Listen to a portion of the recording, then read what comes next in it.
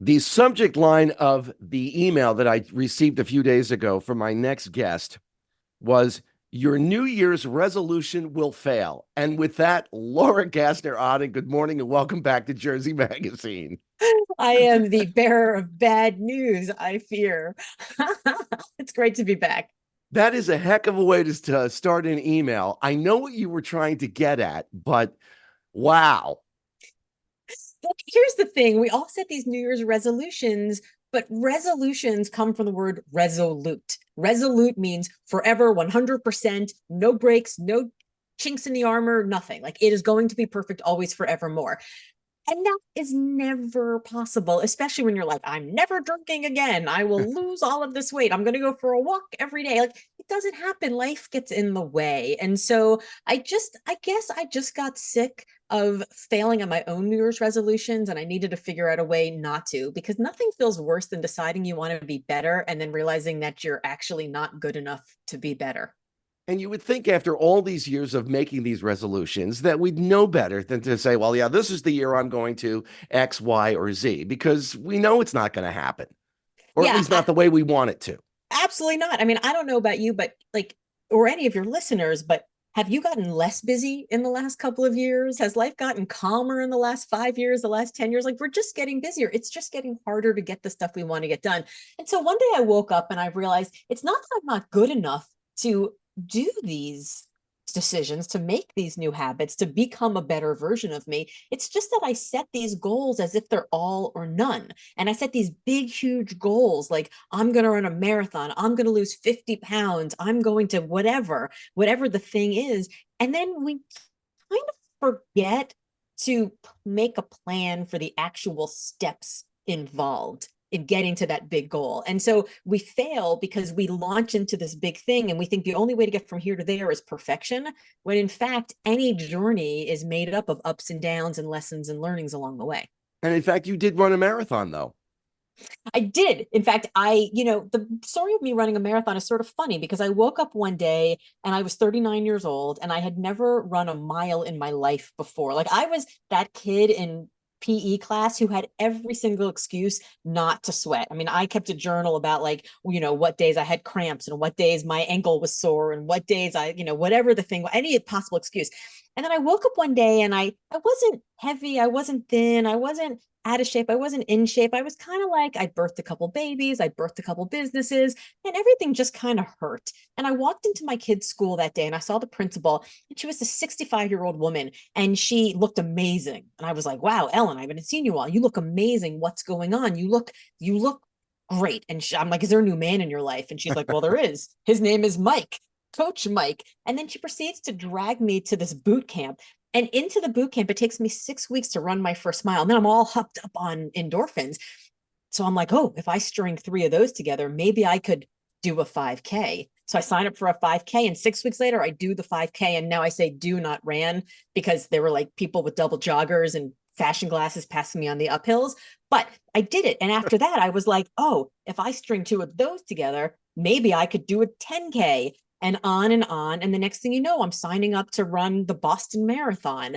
Not because I woke up one day and I said, this is the year I'm going to resolve to run a marathon. I just backed into it. And I think the problem with New Year's resolutions, either number one, we don't have any confidence to set big goals because we don't think we can do it, or number two, we're overly confident and we don't necessarily make a plan to get there. And I think that all the solution to both of these problems is to show yourself competence by doing the small thing one at a time. Run the mile, then you can run three, then you can run six, then you can run a half marathon, then you can run a marathon. We teach ourselves that we are capable of doing things by showing ourselves the competence that we have done things. One of the things, and I know you mentioned this in that email that I just referenced, is you have a word that you said, and we talked about this a year ago. Do you remember what your word was for 2023? My word for 2023 was elevation, because I was launching my new book, Wonderhell. And I said, I am going to try to do everything I can possibly do in an elevated version. If I'm going to do media, how do I get on Good Morning America with a whole set built for me? If I'm going to put a book out, how do I make it a Wall Street Journal best-selling book? If I'm going to do anything, how do I elevate it so that it is worthy of the effort that I'm putting into it? And you, And in fact, did accomplish both of those things. I did accomplish both of those things. And my word for 2024 was going to be ease. Because I was like, if I'm elevating throughout all of 2023, I'm going to be really exhausted in 2024. So I'm going to make my word for 2024 ease. And then one day I realized that ease is really just like an exhausted reaction to elevation. And I didn't want to just be reactive.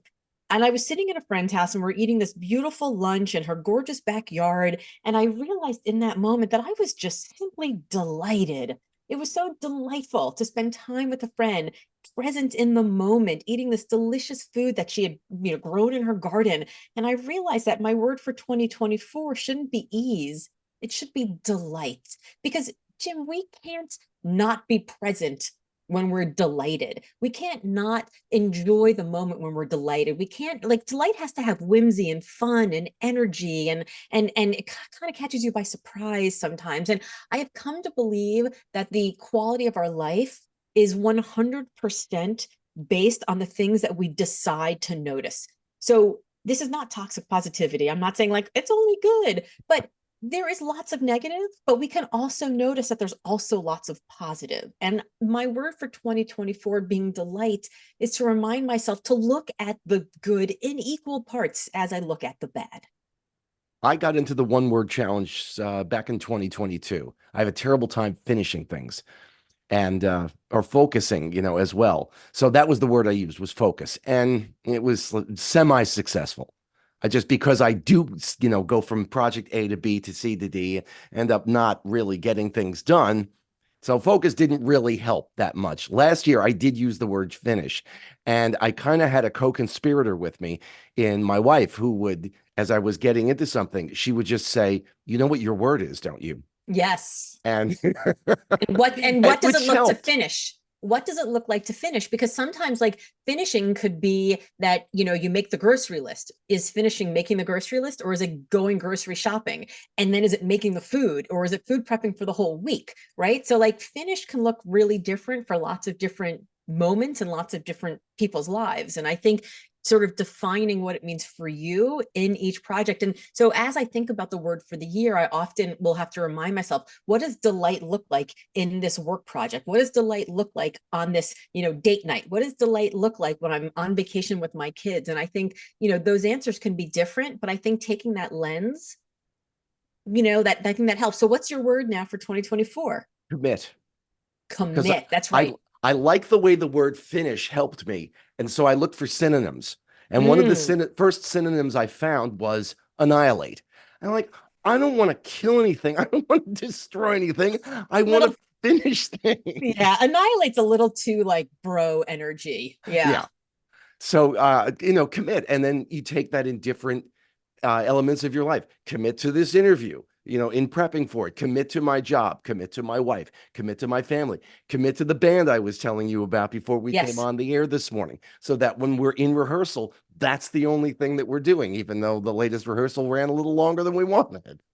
But not because you were on your cell phone texting with friends, or not because you were like, you weren't distracted. You were committed to the goal of what you wanted to get accomplished in that session, right? You have a show coming up. You told me you're opening for the Smithereens, like big show, really Yeah, exciting. How do you commit to what you need to get accomplished in that session? And so I think commit is a great word. I think all too often we don't bring everything we are to everything we do because we don't fully commit. And I think it's because a lot of times our goals are sort of set by other people. And I think it's hard to be insatiably hungry for somebody else's goals. Like you can't commit to a band somebody tells you should be in that plays music that you don't really like. Like you could only commit to the band you want to be in, playing the music that you like. definitely. Definitely. I have a friend in baseball. His name is Clint Hurdle. He was the manager. He played with the Mets. He coached in the Mets farm system for a while. He was also the manager of the Pirates and the Colorado Rockies. And his word for the year is, I'm not sure if I'm pronouncing it right, mudita. And it's Mudita, yes. the joy in the success and good fortune of others. Yes. And it's just wonderful. He and I were talking about this recently, and I thought, what a wonderful way to look at life. Yes. Yeah. I mean, you've heard of Schadenfreude, right? Where Hmm. we take delight in other people's misery. And I think I can't remember if it's Schaden or Freud, but one of them is taking delight in other people's delight. And I have a friend who actually he has a holding company for the work that he does, and it's called Mudita, because he wants to remind himself every single day that everything he does is to continue to take joy in the joy of others, and as a Jewish mom, we call it quelling, right? Like we're quelling about the people in our lives who have joy, and we're taking joy in their joy. So mudita is a great word. I ask people on social media, the email that you're talking about is my newsletter that I send out, and my newsletter next week is going to be talking much more in detail, and I'll probably link to this interview so people can hear us talking about it. So hi, newsletter readers. But I did ask on social media what other people's, I said, my words delight. What are your words? And I got so many great words from people, from joy to action to growth. Some people said, slowness. Some people said, I got one that said focus. It's really nice to see people just going through the exercise, sort of thinking about it. My son's girlfriend said that her word was going to be lightness, because she's a junior in college and she's studying for the LSAT, and she's very stressed about everything right now. And she's like, I feel like I'm forgetting to bring lightness in everything I do. I get too deep, and I'm too hard on myself. And so just the exercise of thinking about the lens through which you want to look at the next year, your family, your goals, the way that you spend your time, your self-care, all of it. It's a great exercise to go through. I've been telling our listeners to try this one word challenge, because it's so much easier, and it's you can accomplish something. You can, as opposed to that, I'm going to lose 10 pounds, I'm going to run a marathon, which obviously you did, but that sort of thing. I'm taking the two book titles that you have. One, Limitless, which came out almost 5 years ago now, Yeah, 2019. and talking about how we are limitless. We can do whatever we put our mind to, and take the boundaries away. And then the second book, which came out in the spring of last year, Wonderhell, which Yes. basically is be careful what you wish for, because you just might get it. And in that limitless, we can achieve what we want. Well, be careful, because when you get there, Yes. Yes. So Limitless, it was based on 20 years of doing executive search and realizing that I was being hired by my clients to call the most successful people in the world and recruit them away to work for them, which sounds like kind of a hard job, except for the fact that despite all the success, which is why I was calling them, they weren't very happy, which is why they all called me back. And I was so fascinated by this question of, like, these people who are super successful at what they're doing aren't happy. And if they're not happy, well, there must be no help. There's no hope for the rest of us. And what I realized is that the handful of people who I couldn't recruit away, who had both success and happiness, were not chasing somebody else's goals, but they had their own internal definition of what success meant. And it was this combination of calling, connection, control, and contribution. And so the Limitless really talks about the stories of how people shifted their careers or their workplaces or themselves in order to create alignment between their work and their life, what they hold dear and what they want to do. So I wrote that book, and it came out in 2019, and it was successful beyond what I thought it could be. And suddenly I had this moment of, like, well, if it could debut at number 2, how do I get to be number 1? And suddenly I had this moment of, like, I didn't even know I could get on any list. Like, how amazing. That's crazy. It's exciting. It's amazing. It's humbling. It's wonderful. And also, in this moment of seeing what could be possible, suddenly I felt this burden of potential sit on my shoulders. And it was like, well, if you could do this, what else could you do? And then I saw this vision of what life could be. And suddenly I felt stress and exhaustion and uncertainty and imposter syndrome and anxiety and exhaustion and burnout, envy, all these emotions. And so I started interviewing people that I met, in the green room, my life as a public speaker. And I talked to 100 different glass ceiling shatterers, Olympic medalists, startup unicorns. And I was like, how do you get out of these moments? And they're like, you don't, but here's how to thrive in them rather than just surviving in them. And then I did a TEDx talk, which has almost 2 million views now, which is insane. And wrote a book on it, which came out. Actually, it wasn't spring of last year. It was just spring. Yeah, well, spring of this past year, right? In 2022, I guess, or 2023. I guess it's 2024 now. And the year has been basically nonstop of this. It's incredible. It's amazing. I'm in Wonderhell about Wonderhell, which is fantastic. But I think we've all had these experiences where we've achieved something we didn't quite know was possible, only to find ourselves saying, well, if I could do that, what else am I capable of? And I think the new year is an amazing time to think about that, to go back and look at not just where we ended the year, but to really go back and like scroll through all of your pictures and scroll through some of your old social media posts and scroll through some of the messages. I keep a little file in my on my computer for people who see me on stage and like what they see and send me praise, because I'm a super insecure narcissist who needs to have people tell me I'm great. But I like to scroll through that and be like, wow, I did that. I accomplished that. Good for me. And now what else can I do? It's sort of, I sort of like to build this foundation of competence proof marker so that I can have confidence to actually create bigger goals for the next year. And one of the ways that you did this in the book Wonderhell was you kind of equated it to an amusement park with different rides going up and down, up and down, up and down, which is a great way to look at it. And, you know, as you just mentioned, we get to the end of a year, and that's when we look back and reflect and then look forward in the new year to what we're doing. And sometimes I don't think we realize, wow, I did all that in just one year. Yeah, when I'm on stage speaking, if my client wants me to do Q&A, I'm so happy to do it, but I don't do Q&A at the very end. We've all been to those sessions where the speaker speaks for like 40 minutes and then there's 20 minutes of Q&A, and the last question is like, I've got a question, it's really more of a comment, and then the person talks for 5 minutes and then you're like, okay, anyone else? Anyone else? Okay, thanks. Everyone go enjoy the lunch. And you sort of end on that energy. Why would you want to do that? So I sort of take Q&A like 3/4 of the way through, do it, and then I bring my close so I can control the energy that we end the year with, or sorry, that we end the session with.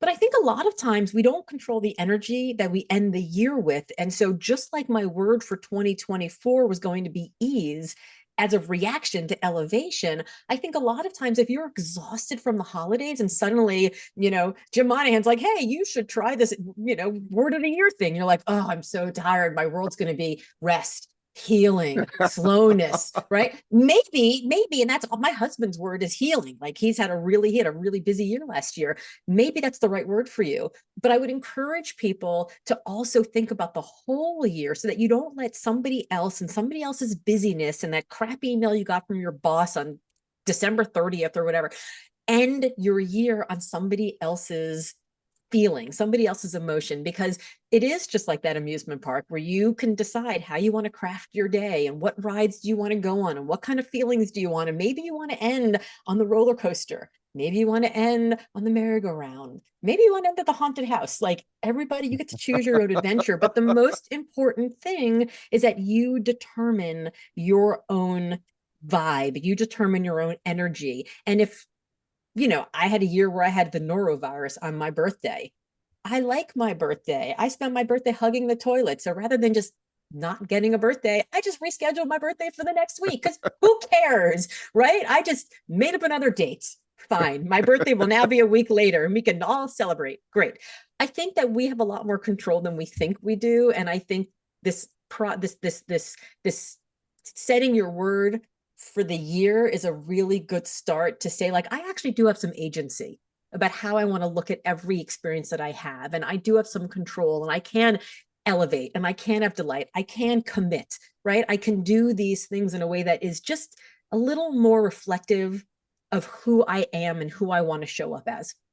Both Limitless and Wonderhell are terrific reads, and you can find everything about my guest, Laura Gassner Otting, on her website, which is lauraгаssnerotting.com, and Hey LGO on all of your social media, correct? That is correct. Yes. And the email you mentioned is my newsletter, which is Hello Tuesday. It comes out every Tuesday, like 89% of the time. Sometimes I'm a little late, as you know, Jim. But it is about the thing that I know to be true that week. And you can sign up at my website as well. And maybe your New Year's resolution won't fail. Laura, thank you so much for your time. I love talking with you here. Thank you so much, Jim. It's been great to be back.